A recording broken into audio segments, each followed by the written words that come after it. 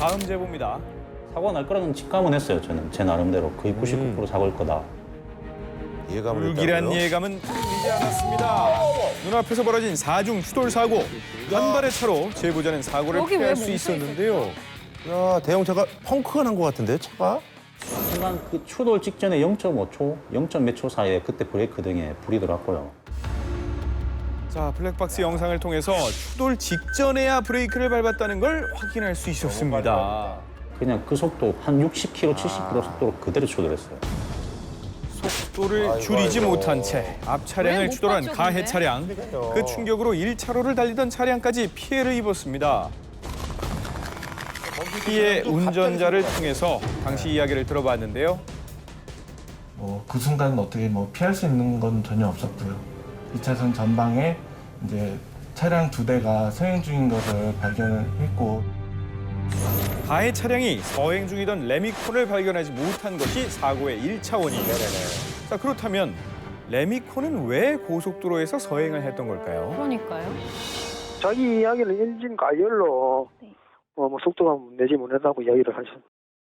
그러면 모닝 운전자는 내외 사고가 났다라고 얘기했어요? 갑자기 보니까 앞에 차가 있더라. 밑에 앞을 못 보고 있었다. 그렇게 진술을 했어요. 가장 앞에서 운전하였던 레미콘 차량의 운전자의 과실은 불량 차량 운전 금지 의무 위반 등의 과실로 약 20%, 가장 뒤에서 전방 주시를 태만하여 앞차를 충격한 경차 운전자의 과실은 80%로 볼 수 있겠습니다. 도로의 안전을 위협하는 위험한 선택, 도주. 음주 단속에 대한 행위를 불응하고 이렇게 도주하는 차량. 경찰의 감시망을 벗어나기 위해 도주하는 음주 운전자들 때문에 시민들의 안전이 위태롭습니다. 이거 사진이랑 똑같은 거니까 있을 수가 없는 일이에요.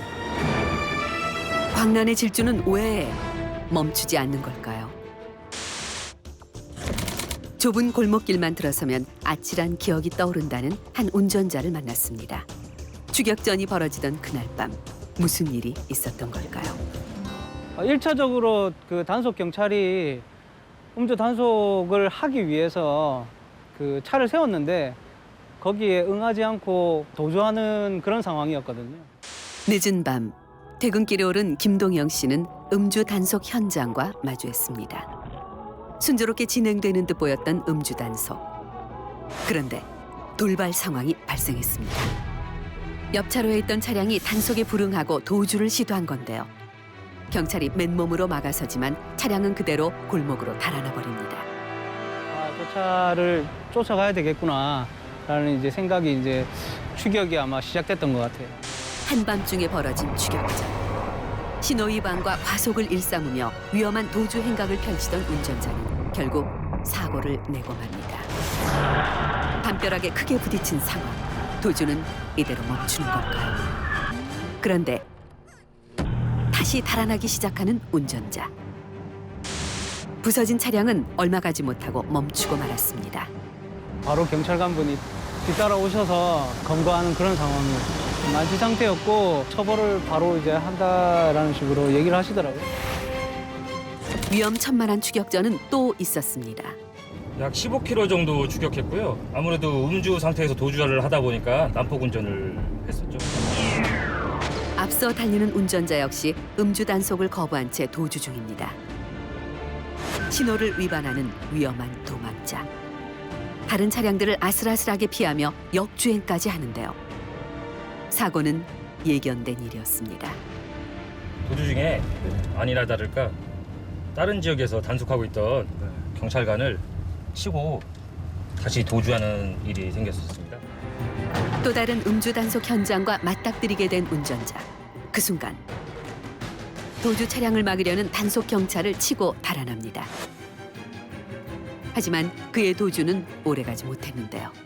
저희 정차 요구에 응해갖고 그 측정을 했으면은 면허 정지 수치로만 끝났을 겁니다. 근데 그 순간적 판단에 잘못된 판단으로 인해 더 큰 죄를 받게 됩니다. 운전자는 경찰을 치고 달아나면서 특수공무집행 방해치상죄까지 처벌받게 됐습니다. 도주 차량은 도망가기 때문에 2차 사고가 일어날 수 있어요. 2차 사고를 예방하기 위해서는 반드시 잡아야 되기 때문에 추격한 것입니다. 단속 현장에서 음주운전자들의 도주로가 열리는 순간 선량한 운전자들이 피해를 볼 수 있습니다. 때문에 경찰은 단속 현장을 마지막 저지선으로 여기며 목숨 걸고 맨몸으로 막아서는데요. 운전자들은 왜 이토록 무모하게 도주를 하는 걸까요? 극도로 어떤 그런 압박 상황이나 긴장되고 스트레스 상황들이 생기게 되어지게 되면 이런 것들이 이제 파국적인 효과들을 예상을 하기 때문에 그래서 더 무모하게 도망을 간다든지 이런 경우가 나타날 수가 있습니다. 그런 상태가 지속이 되어지게 되면 더 큰 끔찍한 2차 사고가 일어날 수가 있습니다. 문제는 도주가 사고로 연결된다는 건데요. 지난 6월 도주 차량으로 인해 대형 사고가 발생했습니다. 음주 단속을 피해서 약 1.3km가량을 도주하다가 4차로에서 진행되고 있는 음주 단속. 경찰이 경광봉으로 차량을 멈춰 세웁니다. 이때 위험한 선택을 하는 운전자. 바로 도주였는데요. 현장을 떠나는 차량을 잡기 위해 경찰이 급히 추격에 나섭니다. 순찰차 세대가 그 차량을 추격을 해서 가로막은 데 불구하고 세 대의 순찰차가 에워쌌지만 포위망을 뚫고 빠져나간 차량은 정지 신호도 무시한 채 속력을 냅니다. 광란의 질주는 신호 대기 중이던 택시를 들이받고서야 멈췄는데요. 사고로 차량들이 연쇄적으로 추돌하며 총 4중 추돌이 발생했습니다. 도주 차량으로 인해 무려 시민 4명이 병원으로 이송된 대형 사고. 당시 뇌진탕으로 전치 5주의 중상을 입었던 택시기사는 여전히 치료 중이었는데요. 놀랬죠. 저는 잠시도 의식도 잃었었고 여기 피가 질질 나고 머리 터지고 뭐 여기 이쪽도 터지고 그러니까 사고로 치유할 수 없는 후유증까지 생겼다는 피해자. 택시기사였던 그는 운전대를 잡는 일이 이제는 두렵다고 합니다. 한 달 정도 지나면 다시 이렇게 원위치가 되겠는데 대학을 나가서 운전할 수 있는 자신감이 없어요. 그는 더 이상 이런 고통이 되풀이되지 않아야 한다고 말합니다. 처벌을 해. 이 돈이 문제가 아니에요. 이건 살인행위하고 똑같은 거니까. 이건 있을 수가 없는 일이에요. 도주 과정에서 수차례 교통법규를 위반한 피의자. 중앙선 침범, 진로 변경과 신호 위반에 이어 과속까지. 누적 벌점만 155점에 달하는데요. 단 1분여 만에 위반한 벌점. 피의자는 어떤 처벌을 받게 될까요? 그 당시에 단속에 응하고 했으면 단속 음주로 끝날 걸 특가법 적용이 됩니다. 특정 범죄 가중 처벌에 관한 법률 위반. 이 경우에는 10년 이하, 징역 또는 3천만 원 이하의 벌금이 처하게 돼 있습니다. 상당히 셉니다. 도주만 하지 않았다면 면허 취소로 끝날 일이었지만 사람까지 다치게 한 피의자는 더욱 무거운 처벌을 받게 됐습니다. 여러 가지 그런 실수였죠. 근데 상황은 벌어졌고 제가 거기서 그냥 정지해서 측정을 거부하지 말고 풀었으면 2차적인 사고나 피해가 없었을 텐데 제가 많은 후회를 하죠. 순찰차가 따라오자 걷잡을 수 없이 흥분 상태에 빠졌다는 피의자. 멈출 수 없었다는데요. 순간 앞에 아무것도 없는 걸로 보이더라고요. 그래서 진행했는데 빵 하고 나니까 사고더라고요. 만약에 앞에 체류되게 차가 보였다 그러면 제가 브레이크 밟고서라도 섰겠죠. 눈앞에 아무것도 보이지 않았다는 도주 운전자. 시야가 좁아지거나 주위가 하얗게 되면서 안 보이거나 운전대만 보인다든지 주변 상황들이 하나도 안 보이는 이런 플래시백의 한 현상입니다. 플래시백은 운전자가 도주 자체에만 집중하면서 순간적으로 시야가 하얘지거나 주변이 보이지 않는 현상입니다. 사고를 유발하게 된다는데요. 인명을 손상한다든지 기물을 파손시킨다든지 이런 여러 가지 나쁜 결과들을 초래할 수 있기 때문에 매우 심각하다라고 볼 수가 있는 것이죠. 새벽 5시가 넘은 시각. 좁은 골목길로 차량 한 대가 들어섭니다. 유유히 지나간 차량은 2분 뒤 다시 등장합니다. 길을 헤매는 걸까요? 그런데 잠시 후 또 나타난 차량. 2분 간격으로 같은 자리만 맴돈 수상한 운전자는 다름 아닌 음주운전자였습니다. 단속을 피해 골목으로 달아났던 건데요. 혈중 알코올 농도 0.216%의 만취 상태. 단속은 피했지만 사고는 피할 수 없었던 운전자. 길을 걷고 있던 여성을 향해 빠른 속도로 달려온 차량은 그대로 보행자를 치고 맙니다. 심지어 뺑소니였는데요. 사고로 피해 여성은 평생 후유 장애를 안고 살게 됐습니다. 당연히 멈출 줄 알고 기다렸는데 도주에서 좀 놀라기도 했고 압박골절인데 뼈가 약간 내려앉았거든요. 아마 원상 복구는 안 될 거라고. 운전자는 뺑소니에 이어 추돌 사고까지 냈습니다. 음주 상태일 때 사고 위험이 급격히 커지는 이유가 있다는데요. 많은 환시라든지 이런 지각 이상인 플래시백들이 음주를 한 상태에서 운전을 하게 되는 경우에서는 이런 지각 이상이나 인지 왜곡이 더 잘 빈발할 수가 있게 되는 것입니다.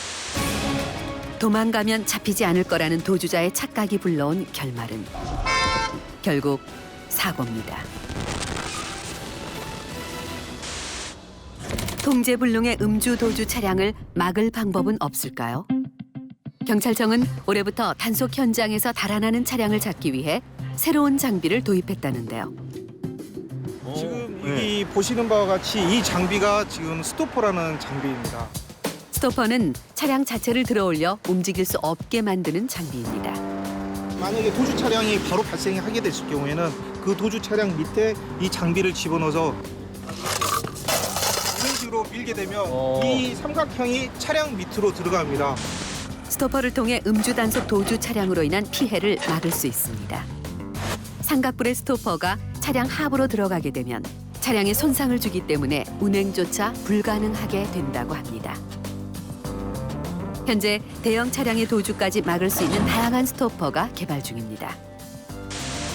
도주가 시작되는 순간 언제 어디서나 지켜보는 눈도 존재합니다. 블랙박스라든지 그리고 이 구간마다 설치되어 있는 이 CC 카메라가 차량 번호가 확인이 되기 때문에 저희들이 끝까지 추적을 해서 100% 검거를 하고 있습니다. 도주를 하게 되면 100% 검거가 됩니다. 검거율은 거의 100%죠. 도주 차량은 100% 검거되고 있는 상황. 음주운전 단속 중 도주하는 차량은 이 2차 안전사고의 위험성이 가장 크기 때문에 도주 자체를 꿈에도 생각하지 마시고 이 경찰 단속에 적극 응해 주시면 고맙겠습니다. 위기를 벗어나려다가 위험을 만드는 도주라는 어리석은 선택. 도주는 타인의 안전을 위협하기도 하지만 자신은 결국 큰 처벌을 피할 수 없다는 걸 명심해야 합니다.